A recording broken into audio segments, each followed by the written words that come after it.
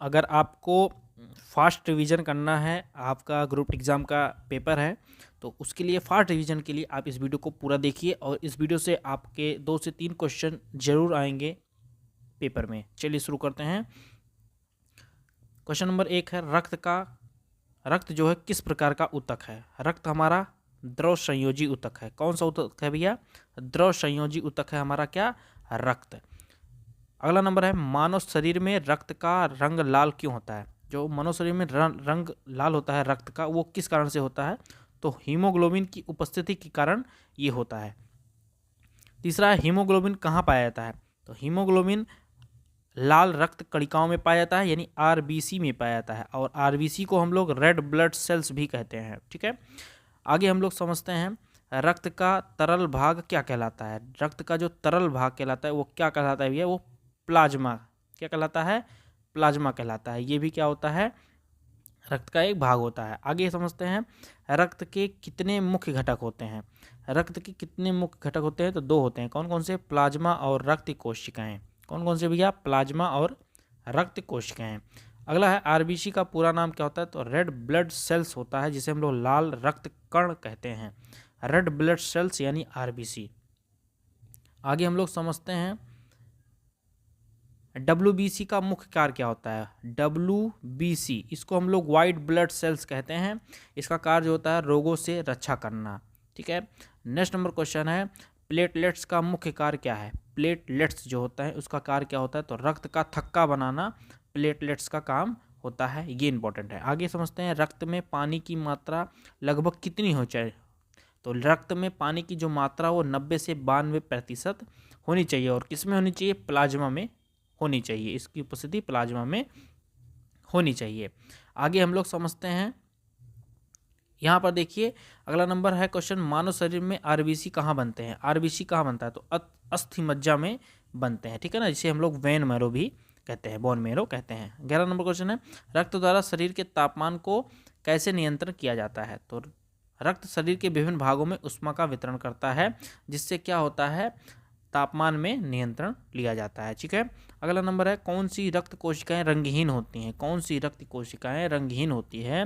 तो श्वेत रक्त कण यानी डब्ल्यूबीसी। क्या? डब्ल्यूबीसी क्या होती हैं? वो रंगहीन होती हैं, जिसे हम लोग वाइट ब्लड सेल्स के नाम से जानते हैं। आगे है, कह रहा है रक्त का मुख्य कार्य क्या है? रक्त का मुख्य कार्य क्या होता है? तो रक्त का मुख्य कार्य क्या होता है? पदार्थों का परिवहन और शरीर की रक्षा करना। पदार्थों का परिवहन और शरीर की रक्षा करना, ये रक्त का कार्य होता है। खून की कमी को क्या कहते हैं? खून की कमी को एनीमिया कहते हैं। क्या कहते हैं? एनीमिया। एक क्या होता है? रोग होता है। ठीक है ना, एनीमिया क्या होता है? रोग होता है। आगे है, हीमोग्लोबिन किस गैस को ले जाता है? तो हीमोग्लोबिन किस गैस को? ऑक्सीजन गैस को, जिसे हम लोग O2 के नाम से जानते हैं।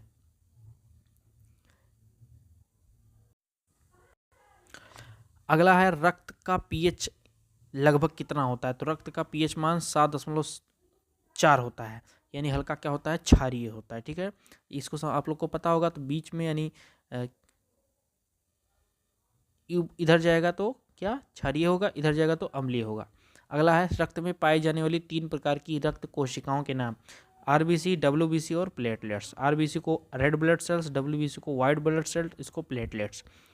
अगला है, शरीर के किस भाग में प्लेटलेट का निर्माण होता है? प्लेटलेट्स होता है जो, उसमें उसका निर्माण कहाँ होता है? तो भैया इसका उत्तर हो जाएगा अस्थि मज्जा में होता है। कहाँ होता है? अस्थि मज्जा में होता है। ठीक है, 19 नंबर क्वेश्चन है, किस प्रकार की नलियों द्वारा हृदय से शरीर के विभिन्न भागों तक जाता है? तो धमनियों द्वारा। रक्त जो है वो किसके द्वारा जाता है? धमनियों द्वारा जाता है हृदय में।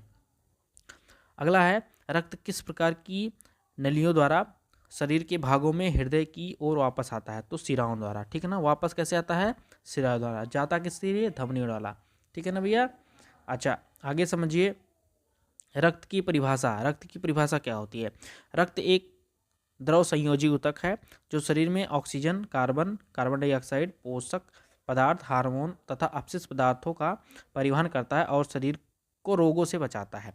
तो रक्त का काम हमारा क्या है भैया? ऑक्सीजन, कार्बन डाइऑक्साइड, पोषक पदार्थ, हार्मोन तथा अपशिष्ट पदार्थों का परिवहन करता है और शरीर को रोगों से बचाता है।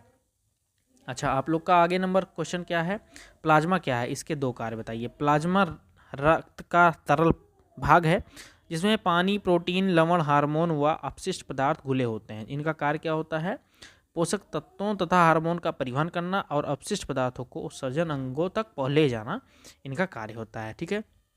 अच्छा, लास्ट नंबर क्वेश्चन है, इस क्वेश्चन को ध्यान से देखिए। लाल रक्त कणों यानी आरबीसी के दो मुख्य कार्य बताइए। आरबीसी का दो मुख्य कार्य, हीमोग्लोबिन की सहायता से ऑक्सीजन को फेफड़ों से शरीर की कोशिकाओं तक पहुंचाते हैं। ठीक है ना, हीमोग्लोबिन की सहायता से ऑक्सीजन को फेफड़ों से शरीर की कोशिकाओं तक पहुंचाते हैं। और दूसरा कार्य क्या है, कार्बन डाइऑक्साइड को कोशिकाओं से फेफड़ों तक ले जाने में सहायता करते हैं। तो ये इसका दो आरबीसी का काम था। तो ब्लड से आपके जो ब्लड से क्वेश्चन है वो 1 से 2 क्वेश्चन आ रहे हैं आपके पेपर में, तो इस वीडियो से आपको वो मिल जाएगा। आई होप आप लोग को वीडियो पसंद आई है। नमस्कार।